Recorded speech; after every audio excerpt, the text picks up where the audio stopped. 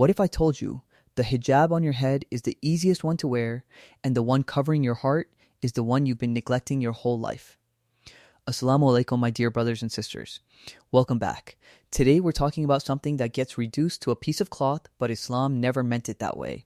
We're going to unpack the 7 levels of hijab, not made up, not exaggerated, drawn straight from the Quran and the Sunnah, from the way our scholars understood modesty as a state of the soul, not just a style of dress. I promise you this, by the end of this video, you will never look at hijab the same way again.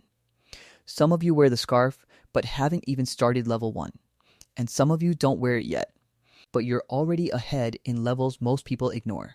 Stay till the end, because level 7, that one will break you in the best way. Let's start where Allah Himself started. In Surah An-Nur, Allah says, "Tell the believing men to lower their gaze and guard their private parts. That is pure for them." And then, right after, He says the same to the women. Notice something? Allah didn't start with clothing. He started with the eyes. Why? Because the eye is the first door temptation walks through. You can cover a body completely, but if the eyes are wandering, chasing what isn't yours to look at the hijab, hasn't even begun. Think about it. How many of us scroll through our phones at 1 a.m., eyes falling on things we know we shouldn't see? That's a hijab issue too. The Prophet told Ali, "Do not follow a glance with another glance." The first is forgiven, but not the second. That's mercy. Allah forgives the accidental glance, but the second one, the one we choose, that's on us. Here's the part most people miss. The Prophet said, "Whoever believes in Allah and the last day should speak good or remain silent." Sister, you can be covered from head to toe, but if your tongue is cutting people up in gossip, backbiting, sarcasm dressed as jokes, where's the hijab in that? Brother, you can have the beard, the thobe, the whole look, but if your words are harsh with your mother, or you're mocking someone behind their back, that tongue needs a hijab too. I want you to picture this. A woman fully covered walking into a room, and the moment she sits down, she starts tearing apart another sister's character. The scarf is on her head. But where did the hijab go? Stay with me, because this next level is one nobody talks about on Islamic content, and it might be the one you're struggling with the most. We talk so much about saying the wrong thing. We rarely talk about listening to the wrong thing. Allah describes the believers in Surah Al-Mu'minun and those who turn away from ill speech, turning away not just from speaking it, but from hearing it. Every time you sit in a gathering and someone starts gossiping, and you lean in, curious, entertained, you just removed your hijab of the ears. This one is quiet. Nobody sees it happen. But Allah sees it. And on the day of judgment, your ears will testify to what they consumed. If you've ever felt guilty scrolling through content you knew wasn't clean for your heart, this next part is for you. Our hands do more than we think. They touch what they shouldn't. They take what isn't theirs. They write messages at midnight that we'd never want our parents to read. The Prophet said, "The Muslim is the one from whose tongue and hands the Muslims are safe." Hijab of the hands means your hands don't harm, don't take unlawfully, don't touch what Allah has drawn a boundary around. It's discipline.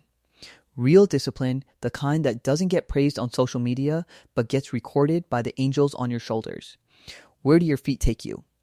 Allah tells the wives of the Prophet, and by extension teaches all believing women in Surah Al-Ahzab, and stay in your homes and do not display yourselves as a display of the former times of ignorance. This isn't about being locked away. Sisters go to work, to school, to the masjid, to serve their communities. Islam never silenced that. This ayah is about intention behind movement. Are your feet walking towards something that pleases Allah or away from Him?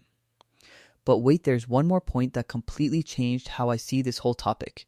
Are you ready? Yes, even your money needs a hijab. How you earn it, how you spend it, whether it's flaunted to show off or given quietly to those in need. Allah warns against extravagance and against showing off wealth to feel superior over others.